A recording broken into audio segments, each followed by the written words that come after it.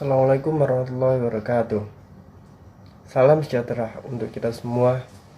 Yang terhormat Bapak Rektor beserta pimpinan Universitas Islam Negeri Sunan Ampel Surabaya, Senat Guru Besar Universitas Islam Negeri Sunan Ampel Surabaya, para dosen karyawan dan pimpinan lembaga kemahasiswaan, para teman-teman wisudawan yang saya banggakan, serta hadirin sekalian yang berbahagia. Pertama-tama, marilah kita bersama bersyukur kehadirat Allah Subhanahu wa Ta'ala, karena atas rahmat dan karunia-Nya kita semua masih diberi kesempatan untuk hadir pada acara wisuda sarjana Universitas Islam Negeri Sunan Ampel Surabaya pada hari ini dalam keadaan sehat walafiat. Kepada para peserta wisuda dan seluruh keluarga yang menyertai saya, atas nama pribadi saya mengucapkan selamat dan turut berbangga atas prestasi yang telah diraih oleh seluruh teman-teman mahasiswa yang akan diwisuda hari ini. Pada kesempatan ini, perkenalkan saya juga mengucapkan selamat kepada seluruh Citivas Akademika Universitas Islam Negeri Sunan Ampel Surabaya yang telah berhasil mendidik dan menghasilkan sarjana-sarjana baru yang akan menjadi harapan kita bersama untuk ikut pengembangan dunia pendidikan bangsa yang lebih berkualitas sekaligus membangun masa depan bangsa yang baik. Untuk itu, saya turut berbangga karena sekitar 3,5 tahun lalu saya telah menerima banyak ilmu dari kampus ini dan berkesempatan di wisuda seperti halnya teman-teman pada hari ini yang selanjutnya akan menjadi alumni dari kampus ini, kampus terbaik di negeri ini. Semua ilmu dari sini akan menjadi bekal berharga yang akan mengantarkan saya untuk menempuh pengalaman pendidikan yang lebih jauh lagi guna mengembangkan pendidikan yang ada di tanah air tercinta ini. Bapak Rektor, teman-teman wisudawan dan seluruh Citivas Akademika Universitas Islam Negeri Sunan Ampel Surabaya, peningkatan mutu pendidikan di perguruan tinggi merupakan urgensi yang mendesak untuk segera dilakukan perbaikan. Peningkatan mutu itu pada dasarnya dapat dilakukan dengan strategi merubah salah satu dari subsistem manusia, struktur, teknologi, dan proses organisasi. Pendidikan dan dunia kerja bukan hanya untuk menyiapkan lulusan yang siap kerja karena memiliki keterampilan atau keahlian yang dibutuhkan dunia industri, tetapi pendidikan juga melatih lulusan untuk mampu mandiri, menjadi wirausaha yang bisa membuka lapangan pekerjaan baik untuk dirinya sendiri dan untuk orang lain. Pendidikan dan dunia kerja jadi fokus yang penting saat ini. Untuk mewujudkannya, maka perlu bersinergi dengan banyak pihak. Strategi peningkatan lulusan bermutu di perguruan tinggi, perubahan itu dilakukan pada subsistem manusia dan teknologi. Yang pertama meliputi mahasiswa yang dididik. Yang kedua, dosen sebagai pendidik atau pengajar. Dan yang terakhir adalah sarana dan prasarana.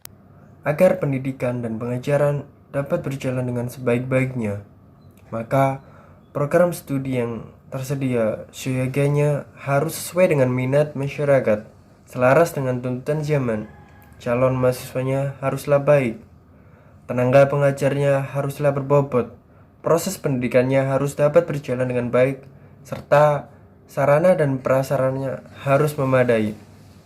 Untuk itu, ada beberapa hal yang harus diperhatikan sehubungan dengan strategi peningkatan mutu pendidikan di perguruan tinggi. Yang pertama, untuk dapat menghasilkan produk yang baik, maka harus menanam bibit-bibit yang baik. Untuk mendapatkan bibit-bibit yang baik, perlu seleksi yang baik pula. Kendala yang dihadapi di hampir perguruan tinggi dalam mendapatkan calon mahasiswa baru yang mempunyai kualitas baik adalah terbentur dengan beberapa faktor, misalnya dengan mutu universitas, biaya terjangkau, mutu terjamin yang harus dilaksanakan. Kalau dilihat dari sejarah pendirian suatu perguruan tinggi, khususnya swasta, adalah untuk menampung calon mahasiswa yang tidak bisa diterima di perguruan tinggi negeri, serta target penerimaan mahasiswa baru sebanyak-banyaknya. Dengan demikian, sistem seleksi yang belum mempertimbangkan segi mutu calon mahasiswa yang sungguhnya karena standar kelulusan untuk bisa diterima di suatu fakultas belum bisa ketat dilakukan. Penerapan seleksi yang mengedepankan mutu dan target penerimaan mahasiswa baru sebanyak-banyak menjadi pertimbangan yang belum bisa dilaksanakan. Satu sisi penting untuk menerima calon mahasiswa yang bermutu. Kemudian dari sisi yang lain dihadapkan pada target minimal yang juga sulit untuk menentukan jumlah minimalnya. Dengan demikian, mendapatkan jumlah mahasiswa yang memadai, maka perguruan tinggi itu akan memiliki dukungan dana yang kuat. Karenanya, cenderung menerima jumlah mahasiswa sebanyak-banyaknya untuk dapat meningkatkan mutu pendidikan dari calon mahasiswa baru. Betul-betul dapat dijaring dengan seleksi yang ketat supaya calon mahasiswa yang diterima itu mempunyai standar kualitas yang baik. Karena bagaimanapun mahasiswa tidak lepas dari tanggung jawab terhadap perkembangan sebuah perguruan tinggi. Di samping itu, tingkat kedisiplinan mahasiswa perlu ditingkatkan karena melalui disiplin yang tinggi, mahasiswa benar-benar dapat mandiri dan bertanggung jawab terhadap dirinya sendiri dan ilmu pengetahuan yang telah diterimanya. Untuk menambah mutu serta kemampuan mahasiswa semasa dia mengikuti perkuliahan di perguruan tinggi, maka perlu ditambah dengan kemampuan berorganisasi, sebab di dalam organisasi akan mampu mengembangkan potensi pribadi bagi mahasiswa dan menambah pengalaman guna menunjang ilmu pengetahuan yang diterimanya. Kemudian yang kedua, instrumen yang paling penting juga yaitu dosen. Dosen sebagai pendidik dan mengajar. Dosen harus mempunyai kualifikasi yang diperlukan bagi penyampaian ilmunya kepada mahasiswa. Dengan tenaga dosen yang berkompeten dan berkualitas akan memudahkan penyampaian ilmu pengetahuan dan teknologi sehingga apa yang disampaikan kepada mahasiswa dapat diterima dan dikembangkan sesuai dengan kemampuan mahasiswa dengan kajian bidang ilmu yang dipilihnya. Kaitannya dengan kualifikasi ini, seorang dosen senantiasa minimal telah mendapat penyetaraan jabatan fungsional dan dari Departemen Pendidikan Nasional dengan jabatan asisten ahli. Semakin tinggi jabatan fungsional dosen dari menunjukkan tingkat kualifikasi seorang, baik dari aspek prestasi maupun prestisinya. Kemudian di samping itu, dosen juga harus mempunyai disiplin yang tinggi, juga mempunyai rasa tanggung jawab terhadap ilmu yang diberikan kepada mahasiswa. Bagaimana mungkin dapat meningkatkan mutu pendidikan apabila dosen hanya memberikan kuliah 3-4 kali pertemuan dalam setiap semesternya? Jadi, dosen harus mempunyai tanggung jawab yang besar terhadap anak didiknya agar ia tidak akan memberikan kuliah secara asal-asalan tanpa ada upaya untuk meningkatkan kualitas dosen yang ada sekarang. Perubahan-perubahan mendasar pada kurikulum dan metode belajar mengajar akan timpang dan bisa jadi kurang efektif. Peningkatan kualitas dosen perlu dimulai dari sistem perekrutan, peningkatan kemampuan dosen, sistem penilaian terhadap kemampuan dan kinerja dosen, serta sistem peningkatan karirnya. Tentu, upaya peningkatan kualitas dosen perlu disertai dengan peningkatan kesejahteraannya. Kemampuan dosen itu sendiri meliputi berbagai kemampuan dalam ilmu pengetahuan yang akan diajarkan dengan teknik dalam memberikan pengajarannya. Hal ini berarti peningkatan kemampuan dosen perlu dilakukan dari dua aspek, yaitu peningkatan ilmu pengetahuan di bidangnya dan kemampuan atau keterampilan dalam mengajar, yakni menggunakan metode pembelajaran secara tepat. Di samping itu, juga dapat dilihat dari klasifikasi pendidikan, sarjana S2 atau S3, dan jenjang jabatan akademiknya. Kemudian yang terakhir, sarana dan prasarana. Untuk menghasilkan kualitas tenaga lulusan perguruan tinggi, maka harus bekerja sama dengan pihak dunia atau industri sebagai penyerap dan pemakai tenaga lulusan perusahaan tinggi. Hal ini dapat dilakukan dengan melibatkan unsur mahasiswa, alumni, dan perusahaan-perusahaan yang mewakili dunia usaha untuk memberikan masukan yang berguna untuk menghasilkan lulusan perguruan tinggi yang diharapkan mampu berkiprah di era globalisasi khususnya. Untuk itu, maka perlu perbaikan terhadap kurikulum dengan menambahkan program-program baru seperti penguasaan bahasa, karena bahasa ini sangat penting. Kemudian selanjutnya teknologi komputer, program magang dan etika khususnya.